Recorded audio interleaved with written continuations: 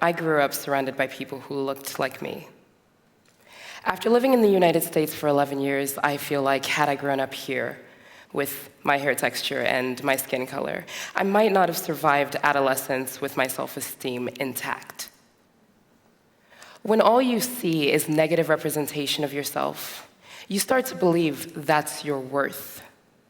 And when you don't see yourself represented at all, you start to doubt whether you deserve to exist in certain spaces, to freely take up space and defend your right to do so.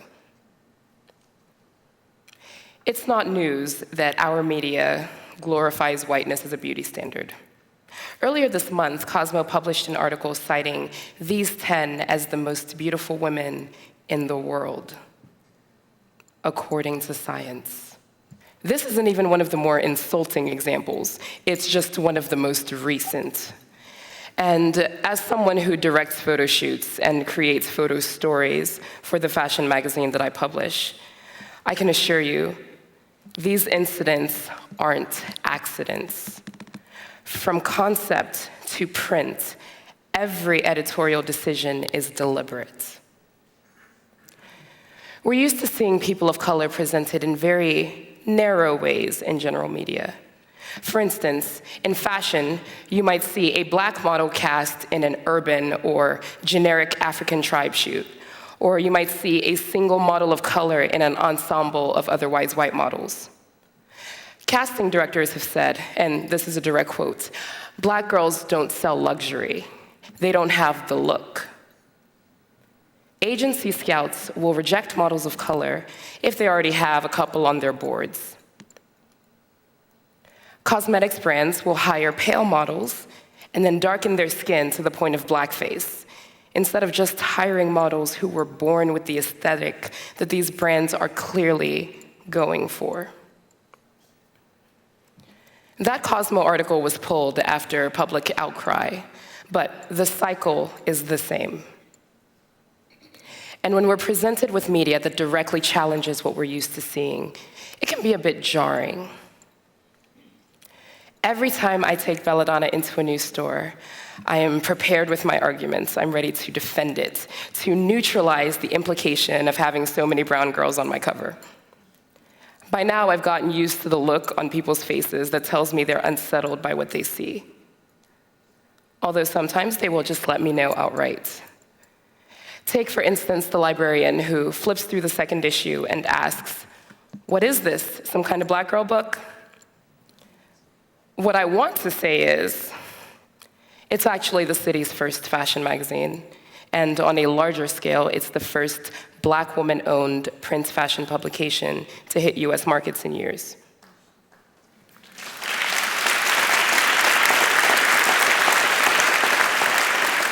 I didn't say that. Because, like the many people who will ask me variations of that question after her, she wasn't being malicious. Although it's funny, I'm always asked these questions by people whose shelves hold rows and rows of paid subscriptions to white girl books, and store owners whose floors are littered with copies of the most recent white girl books. I walk into a bookstore and count 4 cover models of color on a shelf holding over 30 fashion magazines. In the issue that librarian was looking at, the cover model was Korean, and black girls were actually outnumbered. I know because I cast them. It's just so unusual to see brown models as the focal point in fashion photography and publishing that she had to ask. There was a point when I felt like I couldn't cast multiple black models in a series, or I would risk my work becoming what? Only that black girl book. I've spoken with photographers and publishers of color whose portfolios are mostly or even exclusively full of white models. Because sometimes minority creators feel a pressure to stick to the status quo, or we risk killing our careers before they've even started. In fact, when getting ready to talk to you today, I felt like I had to soften my words so that I wouldn't risk making a majority white audience too uncomfortable. As marginalized creators, we're placed in this awkward position while we're trying to create things that are new and fresh and diverse. It feels like you can rock the boat, but you can't capsize it. So, ask me why I'm bored with the talks and the articles that ask, do we have diversity problems? It is nothing new. In the 19th century, a Black female sculptor named Edmonia Lewis deliberately sculpted busts with Eurocentric features so that white audiences would not misread her work as self-portraiture. She just wanted to be as an artist. And I think a lot of marginalized creators feel that way today too. Like we have to temper our art to better fit the mainstream if we want to get taken seriously and not get pigeonholed. And personally, I find it a little tiring that as a Black female artist in 2017, I'm experiencing the same artistic claustrophobia that Edmonia Lewis experienced in the 19th century. 110 years is a long time to wait for these conversations to shift to action. I genuinely believe that we can change the media landscape. But we're going to have to be critical about what we consume and why we create what we do. Calling out racial bias in media doesn't mean that I'm playing the victim. And it doesn't mean that I'm attacking you for not noticing it.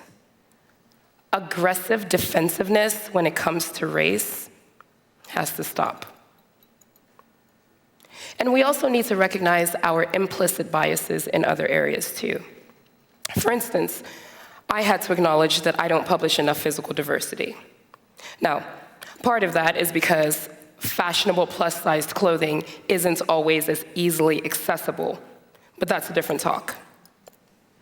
However, instead of copping out, instead of saying curvy girls can't sell fashion or they don't have the look, I reach out to creative directors who have access that I don't.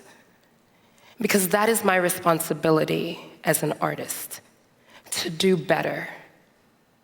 And as an audience, it is your responsibility to demand better. I didn't start a fashion magazine when I was 19 because I wanted to hemorrhage money and stress out about print deadlines every quarter.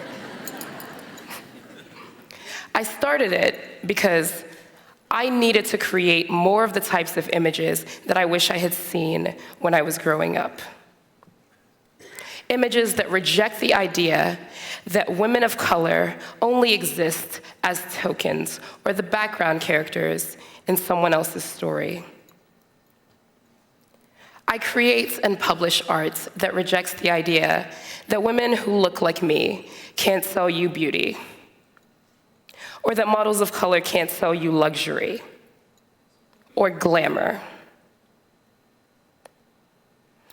But I'll do my part, okay? I will continue to create. However, I challenge you to consider what you consume.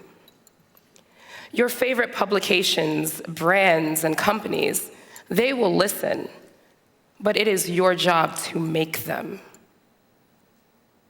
Thank you.